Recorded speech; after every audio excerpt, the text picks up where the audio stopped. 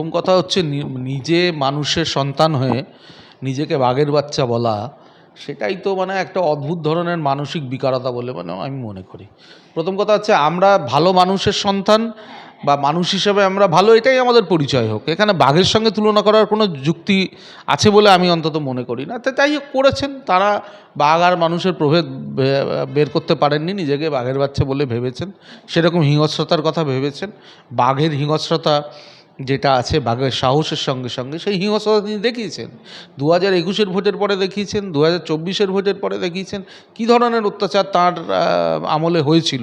এবং আজকে আপনারা স্বীকার করুন অস্বীকার করুন বা যাই করুন, আমরা হয়তো মজা পাচ্ছি দূর থেকে দাঁড়িয়ে, কিন্তু যেভাবে তার দলের লোকেরা, তার দলের বিধায়করা, তার দলের বিভিন্ন নেতৃত্ব, তার দলের সাংসদরা যেভাবে অভিষেক বন্দ্যোপাধ্যায়ের দিকে আঙুল তুলছেন, তার হিংস্রতার ছবি তো পরিষ্কার। তো হিংস্রতা মানে সবসময় যে মারতে হবে তা তো না, রক্ত বের করতে হবে তা না। হিংস্রতা মানে হচ্ছে একটা মানুষকে, একটা পুরনো রাজনৈতিক কর্মীকে অপমান করাটাও হিংস্রতা। তো এইগুলো তো করেছেন, আজকে তো সবাই বলছেন। তো নিজেকে বাঘের বাচ্চা বলার থেকে নিজেকে যদি ভালো মানুষের বাচ্চা হিসেবে উনি প্রমাণ করতে পারতেন, তাহলে আমি অনেক খুশি হতাম। প্রথম কথা হচ্ছে 1000 পুলিশ নিয়ে এসব বলা যায়, গাড়ির উপর দাঁড়িয়ে 4 তারিখে কে আসবে দেখে নেব, এই সমস্ত বলা, এই স্বপ্নের জায়গা থেকে তিনি আজকে ছিটকে পড়েছেন। উনি বুঝতে পারছেন বাস্তবটা কত কঠিন এবং নির্মম। তার কারণ ভগবানের মার, দুনিয়ার বার, কেউ বাঁচবে না।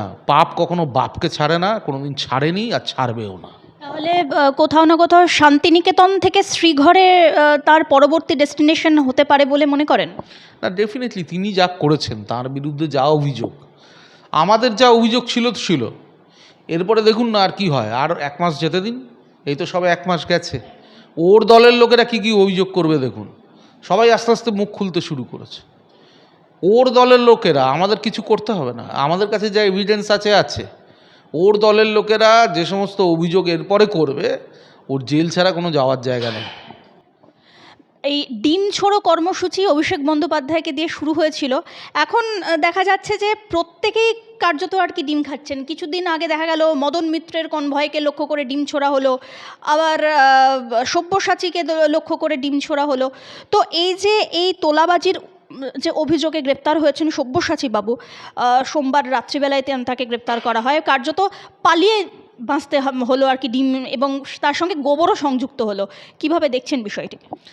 প্রথম কথা হচ্ছে এটা মানুষের ক্ষোভের বহিঃপ্রকাশ, এবং রাজনীতিতে আমরা কখনোই চাইব না কোনো রাজনৈতিক ব্যক্তিত্ব তিনি আক্রান্ত হন শারীরিকভাবে। কারণ তার জন্য থানা আছে, আদালত আছে।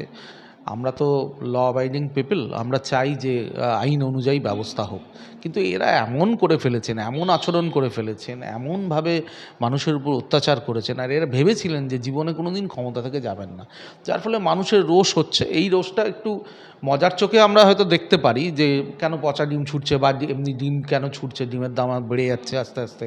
ডিম তো অনেক দাম, 8 টাকা করে দাম হয়ে গেছে।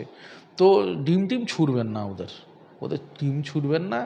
ওদের কি হচ্ছে, সরকার কি ব্যবস্থা নিচ্ছে, আদালত কি ব্যবস্থা নিচ্ছে, দেখতে থাকুন। আমি বলবো কাউকে শারীরিকভাবে আক্রমণ করবেন না।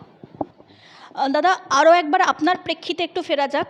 তার কারণ বাংলার সংস্কৃতি মহলকেও এক কথায় অন্তঃশ্বাস শূন্য করে রেখে দিয়েছেন এই পূর্বতন সরকারের বেশ কিছু তথাকথিত নেতা মন্ত্রীরা। তার মধ্যে অন্যতম নাম হচ্ছে ইন্দ্রনীল সেন। আমি নাম করেই সরাসরি বলছি, তার কারণ তার বিরুদ্ধে একের পর এক অভিযোগের ধারা এখন প্রায় মানে বৃষ্টির মতন সামনে আসছে আর কি বলা যায়। তো সূত্র মারফত খবর যে আপনার কাছেও এরকম বেশ কিছু যারা কর্মী আর কি, মহিলা কর্মী বিশেষত, তারা এসেছেন এবং তারা অভিযোগ জানিয়েছেন। এ বিষয়ে যদি একটু দর্শকদের বিস্তারিত বলেন। প্রথম কথা হচ্ছে, মন্ত্রী ইন্দ্রনীল সেন এই রবীন্দ্র সদন চত্বরে বসে যে ধরনের কাজ করেছেন, আমি বলছি আগামী দিনে যে পজিশান আছে, যেভাবে আমরা অভিযোগ পেয়েছি, যেভাবে থানায় অভিযোগ হতে চলেছে, ইন্দ্রনীল সেনের গ্রেফতার হওয়া, আটক হওয়া সময়ের অপেক্ষা। এবং এই ইন্দ্রনীল সেন কালকে আমার কাছে 28 জন মহিলা পুরুষ কর্মীরা এসেছিলেন। 340 জন ক্যাজুয়াল স্টাফ আইএনসিএতে আছে, তথ্য সংস্কৃতি দপ্তরে আছে।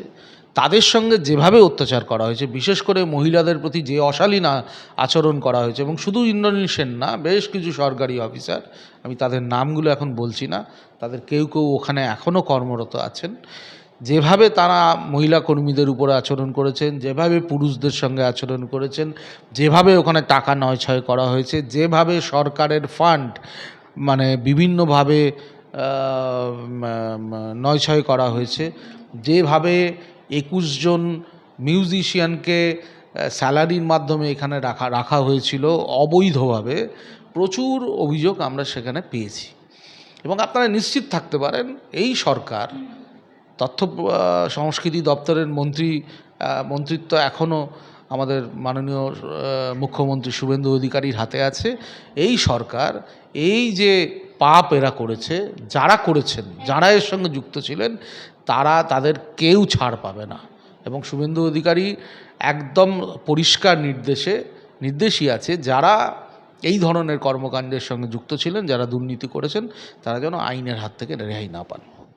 তৃণমূলের সরকার একাধিক দুয়ারে প্রকল্প চালু করেছিল, এখন সেই মমতা বন্দ্যোপাধ্যায় অর্থাৎ তৃণমূল সুপ্রিমোর দুয়ারেই সরাসরি গোয়েন্দা সংস্থা এসে পৌঁছলো। কিভাবে দেখছেন বিষয়টাকে, কি বলবেন?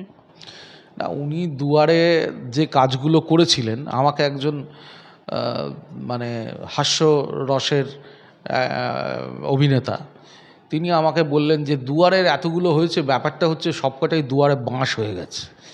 তো এই যে দুয়ারে বাঁশ প্রকল্প যেগুলো উনি চালু করেছিলেন, যার মাধ্যমে তাদেরও রিটার্ন এসছে, তাদের কাছেও যে 9-6টা করেছিলেন, যার ফলে সাধারণ মানুষ বিক্ষুব্ধ হয়েছেন, সাধারণ মানুষ তাদেরকে ভোট দেননি, আমাদেরকে ভোট দিয়েছেন, সেটা তো স্বাভাবিকভাবেই তিনি যে প্রকল্পগুলো এই দুয়ারে সরকারের নামে চালু করেছিলেন, সেগুলো কার্যক্ষেত্রে দেখা গেছে তাদের বিপক্ষে গেছে, এবং এই বিপক্ষে যাওয়ার ফলেই কিন্তু ভোটটা একত্রিত হয়ে বিজেপির পক্ষে পড়েছে। তো স্বাভাবিকভাবেই এখন মানে তার দুয়ারে পুলিশ যাবে, সিআইডি যাবে, তিনি তো দুর্নীতির সঙ্গে জড়িয়ে ছিলেন, সেই জন্যই তো গেছে। অভিযোগ হয়েছে বলেই তো, সুনির্দিষ্ট অভিযোগের ভিত্তিতেই তো তার বাড়িতে সিআইডি গেছে, সুনির্দিষ্ট অভিযোগের ভিত্তিতে তার বাড়িতে পুলিশ গেছে, আরও যাবে। আপনারা নিশ্চিত থাকুন, সবেমাত্র 1 মাস হয়েছে, তাদের যারা সহকর্মী, তাদের জয় বাংলা বলে যারা পাশে দাঁড়াতেন, তারা আজকে তাদের বিরুদ্ধে অভিযোগ করছেন। আরও অনেক কিছু খোলাসা হতে চলেছে আগামী 1 মাস। দিল্লি বহদ্দূর আমরা কথার কথা বলে থাকি, কিন্তু এখন দেখা যাচ্ছে কাকলি ঘোষ দস্তিদারের একটি চিঠি প্রকাশ্যে এলো, এবং সেখানে তিনি সরাসরি বলেছেন যে বিজেপিতে যোগ দিচ্ছেন না, অথচ সরকারে তারা একটি অন্য পক্ষ হিসাবে থাকছেন। রাজনৈতিকভাবে এই প্রেক্ষিত কতটা গুরুত্বপূর্ণ বলে মনে হয়? প্রথম কথা, দীপান্বিতা, তুমি যদি তোমাদের চ্যানেলের আগের অনুষ্ঠান দেখো, তাহলে আমরা বারংবার, শুধু আমি নই, আমাদের দলের প্রত্যেকটা নেতৃত্ব একটা কথা বলেছিল যে তৃণমূল কংগ্রেস কোনো একটা দল নয়, এটা একটা প্রাইভেট লিমিটেড কোম্পানি। এবার প্রাইভেট লিমিটেড কোম্পানি যখন লসে রান করে, তখন তার যারা স্টাফরা আছে তারা দল ছেড়ে পালায়। যে কোনো কোম্পানিতে একই হবে, কর্মীরা দল ছেড়ে চলে যাচ্ছে। ঠিক যেভাবে আমরা ঋতব্রতদের দেখেছি, ঋতব্রত তো কোনো মহাপুরুষ নন, কিন্তু যাই হোক, তারা প্রাইভেট লিমিটেড কোম্পানি লসে চলছে, কোম্পানি ভেঙে গেছে, তারা দল থেকে বেরিয়ে পড়েছে। তারা দল থেকে বেরিয়ে আরেকটি দল গঠন করে, মানে নতুন কোম্পানি আরেকটা তৈরি করে চেষ্টা করছেন নতুন সরকারের সঙ্গে সংযুক্ত হওয়ার। ঠিক সেভাবে কাকুলি দেবীরা একই জিনিস, নতুন তাদের যে সাংসদরা ছিলেন, একজোট হয়ে তার পুরনো দল যে প্রাইভেট লিমিটেড কোম্পানি, সেই কোম্পানি ছেড়ে তারা এনডিএর সঙ্গে সামিল হওয়ার চেষ্টা করছে। এখন একটা হচ্ছে যে এনডিএ দলগতভাবে কী সিদ্ধান্ত নেবে, কিভাবে তাদেরকে সংযুক্ত করবে, এটা বড় নেতৃত্বের ব্যাপার।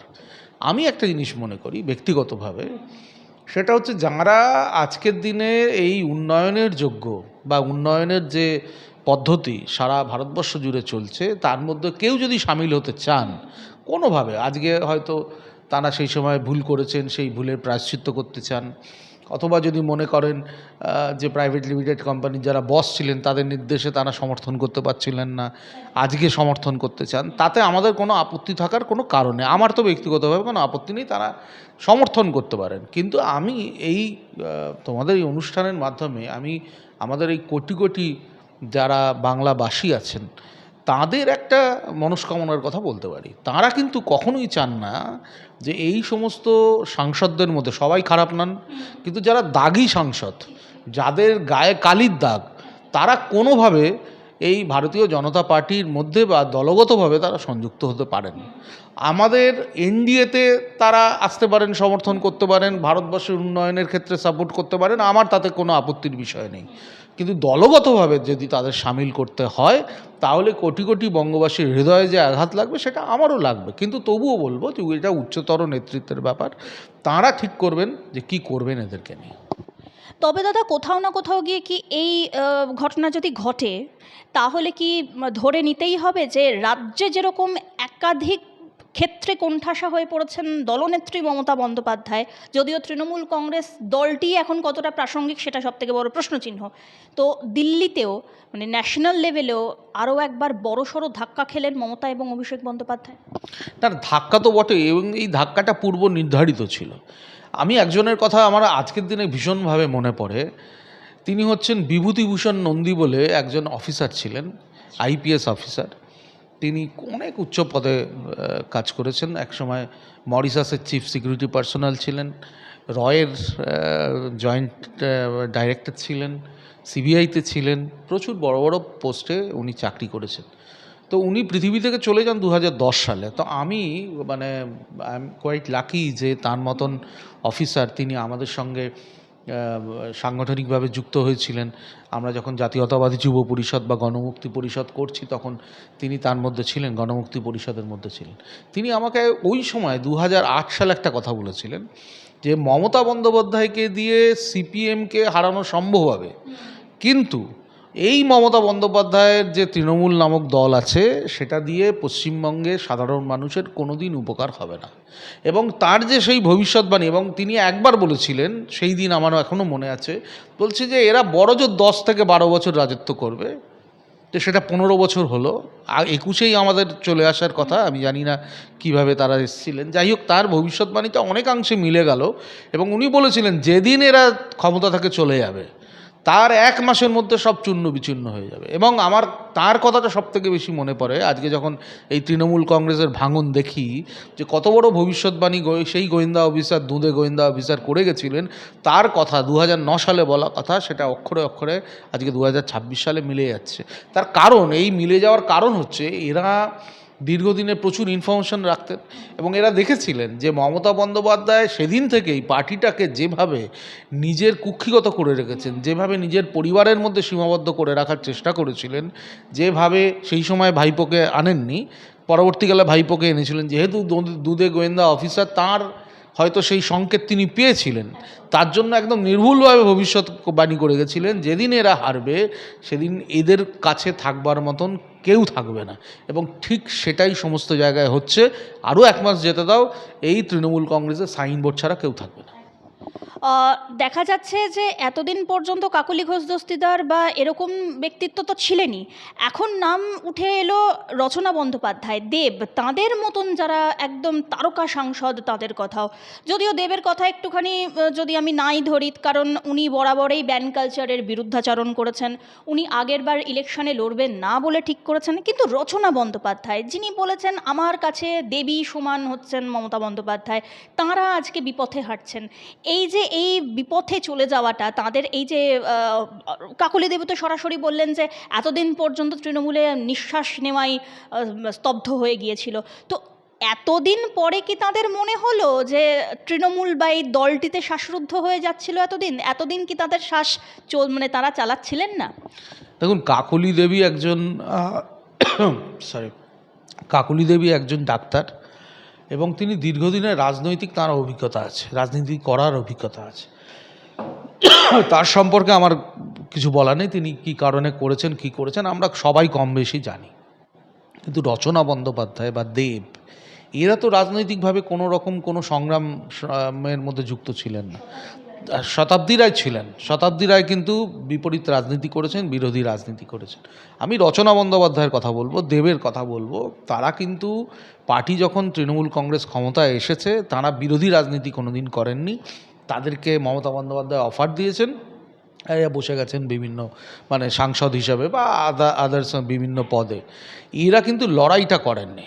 তো যারা লড়াই না করে ক্ষমতায় এসেছেন, যারা লড়াই না করে সাংসদ হয়েছেন, ভারতবর্ষের সংসদে যাওয়ার মতন এত বড় একটা বিষয়কে যারা আর্ন করতে পেরেছেন কোনো লড়াই ছাড়া, তারা খুব স্বাভাবিকভাবেই নৌকা থেকে নেমে যাবেন। কারণ ওরা বুঝে গেছেন, কারণ এরা তো কোনো দিন কষ্ট করেননি, এরা কোনো দিন রাজনীতি করেননি। আমি কাকলি ঘোষ দস্তিদারের শত বিরোধী হয়ে বলবো, তিনি রাজনৈতিকভাবে লড়াই করেছিলেন। শতাব্দী রায়ের শত বিরোধী হয়ে বলবো, ইনি রাজনৈতিকভাবে লড়াই করেছিলেন। কিন্তু এদের কিন্তু লড়াইয়ের কোনো অভিজ্ঞতাও নেই, লড়াইয়ের কোনো ইতিহাস নেই। এরা সম্পূর্ণভাবে একটা সাজানো গোছানো নৌকাতে উঠেছেন, দিন যাপন করেছেন, আনন্দ করেছেন, ফুর্তি করেছেন।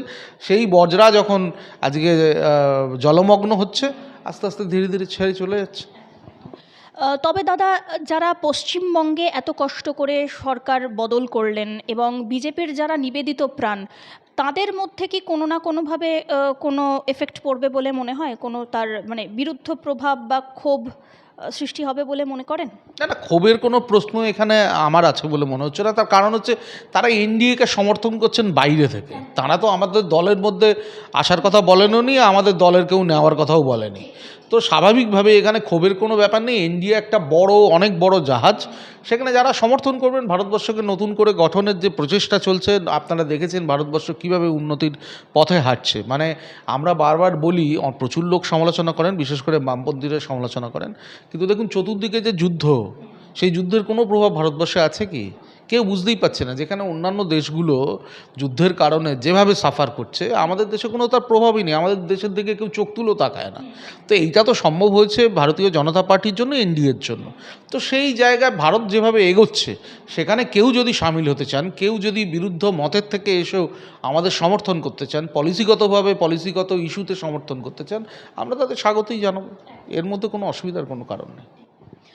যদি একটু বিজেপির রাজ্য সভাপতি শ্রমিক ভট্টাচার্যের একটা খেদোক্তি আর কি মজা করেই তিনি বলেছেন যে এত কষ্ট করে সরকার আনলাম, কিন্তু একজন পাকাপোক্ত বিরোধী দল মানে আর জুটল না আর কি কপালে। তো এই যে তৃণমূলের হঠাৎ এই ভাঙন, এর ফলে কি কোথাও না কোথাও বিজেপির হাত আরও কিছুটা শক্ত হলো বলে মনে করেন? না না, বিজেপি তো সম্পূর্ণ ম্যান্ডেট নিয়ে, মানুষের ম্যান্ডেট নিয়ে এসছে। জনগণ অতিষ্ঠ হয়ে একদম ভোট করেছে বিজেপির পক্ষে। তো এখানে আমাদের নতুন করে শক্তি আর হওয়ার কিছু নেই। তার কারণ আমরা যে শক্তি নিয়ে এসেছি, সেই শক্তি যেহেতু বিজেপি সুশাসনের প্রতিশ্রুতি দিয়েছে, এবং মাত্র 1 মাসের মধ্যে যে ধরনের স্টেপ এই গভর্নমেন্ট নিয়েছে আমাদের মুখ্যমন্ত্রী শুভেন্দু অধিকারীর নেতৃত্বে, তাতে মানুষ তো বুঝতে পারছেন যে কাদের কাছে ছিলাম আর কাদের কাছে আছি। তো স্বাভাবিকভাবেই মানুষের সমর্থন, আমাদের কর্মীর সমর্থনের খুব বেশি প্রয়োজন নেই। আমাদের প্রয়োজন হচ্ছে মানুষের সমর্থন, যারা সাধারণ মানুষ। কর্মী কতজন? সারা ভারতবর্ষ, সারা পশ্চিমবঙ্গে আমি যদি ভোটার সংখ্যা ধরি, জনসংখ্যা ধরি, তাহলে কর্মীর সংখ্যা কত? ম্যাক্সিমাম 1 কোটি। সারা সমস্ত কিছু দল মিলে 1 কোটি। তাহলে আমাদের ভোটার আছে 9 কোটি। তাহলে 8 কোটি সাধারণ মানুষ। সেই সাধারণ মানুষ আমাদের সঙ্গে আছে। তারা তো চাইছেন যে এই সরকারকে, যারা আমাদেরকে এই নির্বাচনে ভোট দেননি, তারাও আজকের দিনে যেভাবে আমাদেরকে সমর্থন করছেন, যেভাবে মুখ্যমন্ত্রী শুভেন্দু অধিকারীর কাজকে বাহবা দিচ্ছেন, যেভাবে অন্যান্য মন্ত্রীদের কাজকে বাহবা দিচ্ছেন, যেভাবে এই সব কাজে, কারণ আমাদের অন্তত সময় দিতে হবে, অন্তত 6 মাস এই যে জঞ্জাল রয়ে গেছে সমাজে, সেগুলোকে পরিষ্কার করবার। তো যেভাবে তারা সেই জঞ্জাল পরিষ্কারের কাজকে বাহবা দিচ্ছেন, আমাদের কাছে সব মানুষরা চলে আসবেন। তার কারণ আমাদের প্রতিশ্রুতি পরিষ্কার গভর্নেন্স এবং স্বচ্ছ সরকার। দাদা, একটা কথা আছে, আপনি দীর্ঘদিন ধরে রাজনীতির পাশাপাশি সাংস্কৃতিক মহলের সঙ্গে অঙ্গাঙ্গিভাবে জড়িত। তো সেখানে মানে সাংস্কৃতিক মহল যদি আমি ধরি, নেপোটিজম বলে অনেক কথা হয়। তো বর্তমানে এতদিন পর্যন্ত আর কি, যদি বঙ্গ রাজনীতির দিকে তাকাই, 2014 থেকে 16 সেই সময়ের পর থেকে বঙ্গ রাজনীতিতে এই নেপোটিজম এত বড় আকারে ঢুকেছিল, এবং তার প্রকৃষ্ট প্রমাণ হচ্ছেন অভিষেক বন্দ্যোপাধ্যায়। তো কোথাও না কোথাও কি গিয়ে এইটা এখন স্পষ্ট যে সেই নেপোটিজম থেকে বেরিয়ে এসে বঙ্গ রাজনীতি দলীয় রাজনীতির ক্ষেত্রে আরও একবার মানে বাম জামানা এবং বর্তমানে বিজেপি জামানার মতন দলীয় রাজনীতি সেখানে আরও বেশি করে উঠে আসছে? না, প্রথম কথা হচ্ছে নেপোটিজম যে সব ক্ষেত্রে খারাপ তা নয়। কারণ আমার পরিবারের মধ্যে কেউ যদি সত্যি সত্যি রাজনীতি করবার মতন তার গ্রহণযোগ্যতা থাকে, তার সেই কোয়ালিটি থাকে, সে রাজনীতি করুক, তাতে কোনো অসুবিধা নেই। কিন্তু রাজনীতিতে আসবার সঙ্গে সঙ্গে তার পিছনে সামনে 1000 পুলিশ দিয়ে দেওয়া, রাজনীতিতে আসার সঙ্গে সঙ্গে অন্তত 15 থেকে 20টা কালো গাড়ির বহর দিয়ে দেওয়া, রাজনীতিতে আসবার সঙ্গে সঙ্গে তার বাড়ির চারপাশটা দুর্ভেদ্য দুর্গের মতন করে দেওয়া, এই নেপোটিজমকে কিন্তু আমরা সমর্থন করি না। আমি তো ব্যক্তিগতভাবে করিই না। তার কারণ হচ্ছে, এটা ঠিক যে রাজনীতিতে এটা হতেই পারে, কোনো রাজনৈতিক নেতৃত্ব, তার ছেলে বা মেয়ে আছে, সে রাজনীতিতে আসতে চাইলে পরিবার পারিবারিক একটা শিক্ষার থেকে সেও যদি রাজনীতিতে আসে সমাজের কল্যাণ করবার জন্য, তাহলে আপত্তির কিছু নেই। কিন্তু যদি নিজের কল্যাণ করবার জন্য রাজনীতিতে আসে, যেটা করে দেখিয়েছেন অভিষেক বন্দ্যোপাধ্যায় সহ এদের, মানে প্রচুর, মানে কার কথা বলবো না, ববিবাবুর মেয়ে থেকে আরম্ভ করে এখানে কল্যাণ ব্যানার্জির ছেলে থেকে আরম্ভ করে পুরোটাই নেপোটিজমে ভর্তি। এবং শুধু নেপোটিজম নয়, এর সঙ্গে ফেভারিজমও ছিল। যে যাকে তেল মারতে পারবে সে তার কাছের তাকে সেই জায়গা দিয়ে দেওয়া।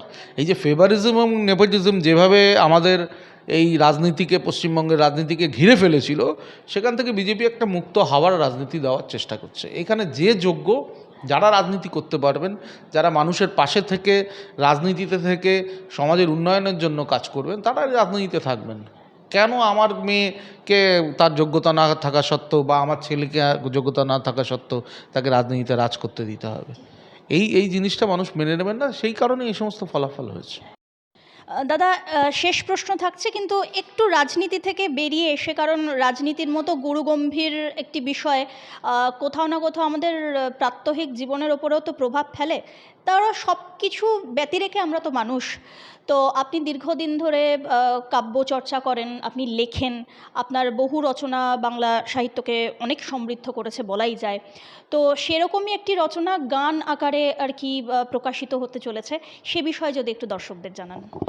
না, এটা হচ্ছে, আমি শুভেন্দুদার নেতৃত্বে যেদিনকে, মূলত শুভেন্দু অধিকারীর নেতৃত্বে যেদিনকে আমরা 4 তারিখে আমাদের জয় হলো, তার 2-3 দিন পরে আমার মনে হলো যে শুভেন্দুদাকে নিয়ে একটা লেখা আমি লিখব।